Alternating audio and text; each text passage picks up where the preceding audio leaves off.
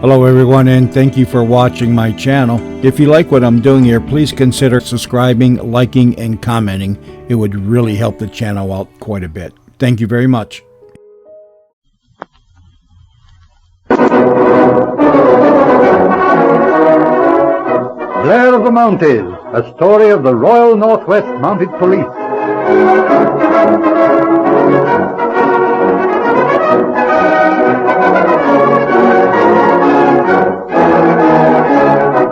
We present the 7th episode in Blair of the Mounties. Let us picture for a moment the beauty of the North Country in the fall. The still, hazy days of Indian summer. The scarlet flame of the maple leaves against the deep green of the spruce. The quiet lakes, shining like jewels in the calm sunshine. A vast, silent land, where there are no cities and no crowds. A land that draws men back to it from all the busy turmoil of the outer world.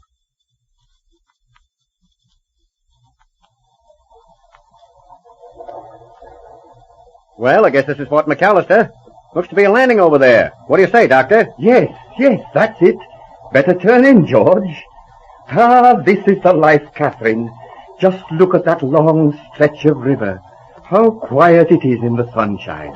I hope you're satisfied. Now we've arrived at the place you're always talking about. I hope we get a decent place to sleep. Oh, come now, Catherine. It'll do you good to rough it a little. This is just what you need after all those parties in New York. Personally, I'll be glad when we get back to civilization. Hello. Who's that old gent on the bank? Good day, Steve. We're looking for Mr. McGregor, the Hudson Bay factor. We'll know. I'm Angus McGregor. Well, what can I do for you? Well, we're up here on a hunting trip, Mr. McGregor. My name's Manning. We have a letter from Stewart, your company agent in New York. Aye. Glad to meet you, sir. I had word for Stewart. Good. This is Dr. Gibson and Mrs. Gibson. Who are you, ma'am? How do you do? How do you do, sir?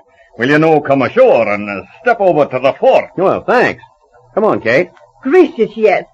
I am glad to get out of that wretched canoe. All right. Oh, coming, Doctor? No, I think I'll sit here a while and smoke my pipe. You two run along. No, all right. Well, Mr. McGregor, how's the hunting up here? There's plenty of it. Elk and mule deer and caribou. And then there's swarms of geese and duck. And all the fishing you'll want in the lake. That's the stuff. But how about beaver and otter and so on? Nah, Mr. Manning. The season's no open. It's too early. You cannot touch the beaver. What? But say, what's to stop us from picking up a few specimens away up here in this wilderness? We'll serve no offense to you, but I wouldn't be trying it. You'll hear the mounted police after you, quick as a flash. They're awful efficient, you ken. Oh, yes. Well, I'm not figuring to break the law, understand. Oh, I've heard of the mounted police, of course. Rather a romantic lot with that comic opera uniform of theirs. I will. You'll find there's nothing romantic about 'em when it comes to police work. Well, I suppose a $10 bill would loosen things up some, eh? Footman, be careful what you say. If one of the laddies in the red coats puts his hand on you, the money and influence in the world wouldn't save you. Wishnu, here's one of the police, the new. Hello, Angus. Yeah, good morning, Sergeant. Shake hands with Mr. Manning. He's up here for the hunting. Glad to meet you, Mr. Manning. Hi, Sergeant. Well. All the majesty of the law, eh? Anything I can do for you, Mr. Manning? Well, not at present. You and I'll have to get better acquainted. I may want a little information. That'd be of service, Mr. Manning. Well, Mr. Manning, bring the lady up to the fort, and I'll be seeing you later on. All right, Mr. McGregor.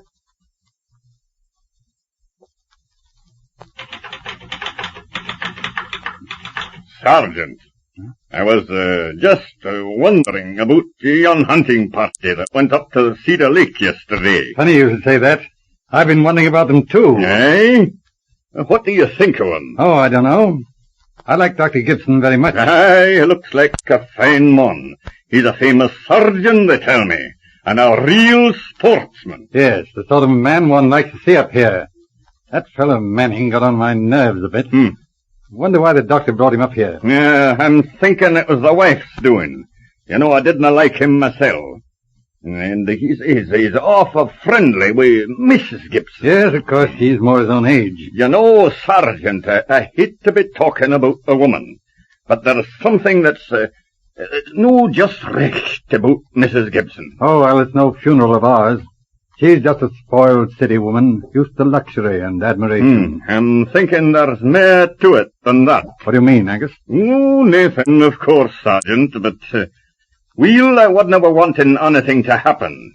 You see, I'm responsible to the company, and I just wanted to put you on your guard. Yeah, but I don't see why... Well, no, now you do this for me, Sergeant. Just keep an eye on that party in case anything happens. Certainly, Angus. I had half a mind to anyway. Joe the Indian has a trap line up at Cedar Lake. He's up there every day getting ready for winter. I'll talk to him. Fine. That's all I want.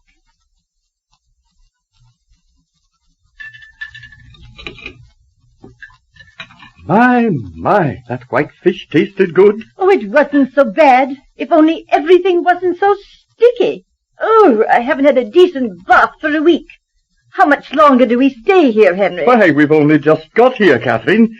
Why don't you try a swim in the lake? The water's beautiful. Goodness, me swim in that cold water? Nothing doing. No, all right. I tell you, let's go down to the pool above the rapids. You know there are a couple of beavers working there. The cutest little beggars you ever saw. Oh, for heaven's sakes, go on and leave me in peace. I want to read. Oh, all right, my dear, all right. I'll be back in about half an hour. Don't hurry. Beavers, huh? Picture me crawling through the grass to look at beavers. Oh, hello, George. Hello, sweetness. Daddy gone? Yes, he's gone. For heaven's sake, shut the door. He's gone to look at the beavers. Well, what are you flying the storm signals for? Anything the matter? Matter. Everything's the matter. You know, I detest this filthy country just as much as Henry raves about it. Do you hear me? I'm sick of it.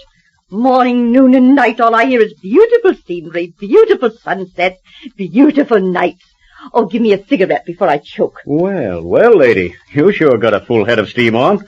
Well, when are you going to do something? You know what we came up here for. Now, easy, Bright Eyes, easy. What's the use of blowing off? Well, why don't you get busy? That's all right. I'm working on it, but we've got to look out for that sergeant. You're not afraid of him, are you? Afraid? Well, no, but he's no fool. No, he's a different friend to the men one usually meets. I tried to make up to him at the fort. There was nothing doing. Yes, I noticed that. Oh, well, it was nothing serious, George. He just looked right through me with those gray eyes of his. Guess I'm not. He's not my sort.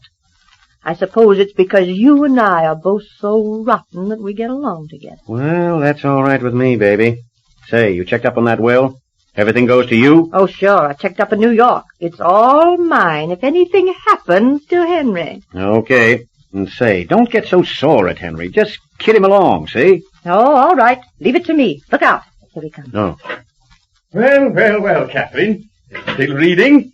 My, but there's a beautiful moon. Yes, I was admiring it through the window, Henry. That's right, my dear. You know the only way to real happiness is to be conscious of the beauty around you.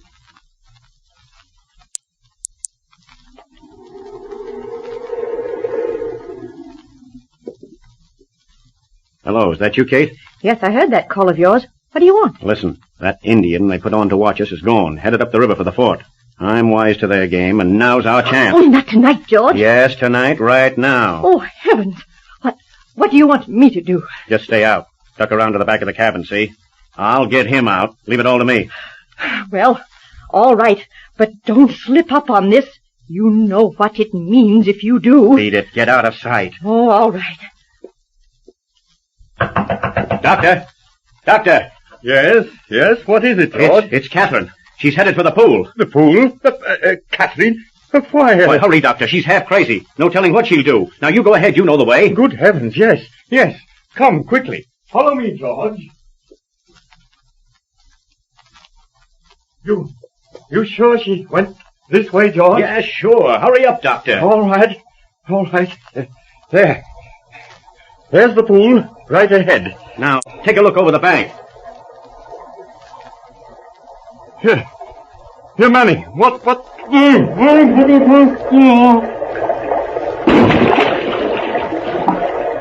He's gone.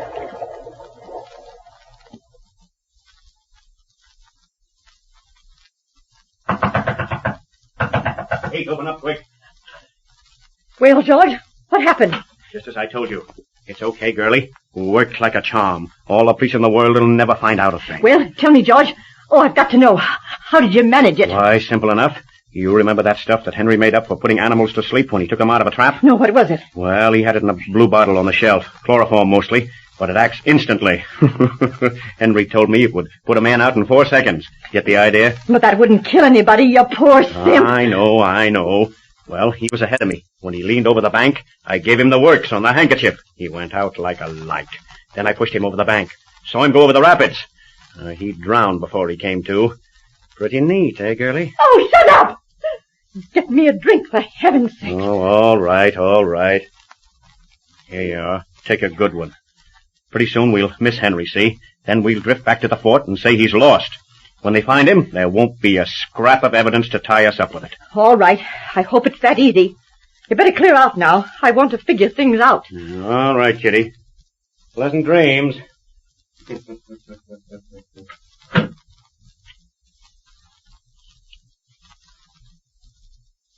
Man, Sergeant, are you sure of this? Dead sure, Angus.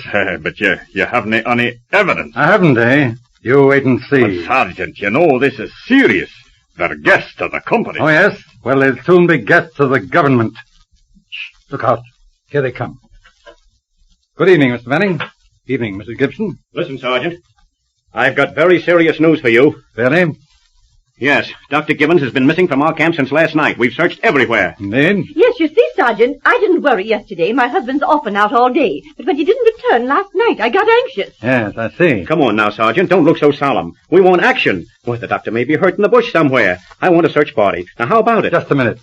Mrs. Gibson, will you step outside a minute? I want to talk to Mr. Manning. But I don't see... Sure, go ahead, Kate. I want to talk to him, too. All right. Now, Mr. Manning, what did you want to say? Just this. You get busy with that search party, or I'm going to have a complaint to make when I get back to Ottawa. What sort of a complaint? Well, what's the idea of putting that Indian to spy on our camp? That, Mr. Manning, was because I was concerned for the safety of Dr. Gibson. The what? Say, what is this comic policeman stuff anyway? Furthermore, I have information that you made an attempt on the life of Dr. Gibson at 11:40 last night. Why, you're crazy. That Indian went back to the fort last night. Unfortunately for you, there was another Indian, not 20 yards from you, when you pushed Dr. Gibson into the water. It's a dirty lie. I never did it. Why, you're trying to frame me. Look out! Stop him, Angus! Look out now! Steady now, Manning. You can't keep me here. You can't prove it. Just a minute. Manning, there's somebody here I want you to meet. Come in, Dr. Gibson. Henry! Henry! Alive. Yes. No thanks to you. George Manning, I arrest you for the attempted murder of Dr. Gibson. Anything you say may be used against you as evidence. But listen, I want a lawyer. Go on. Get inside.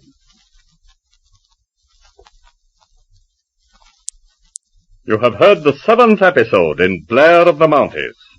Our next chapter portrays a detective adventure of Sergeant Blair in England, entitled The Hamilton Mystery.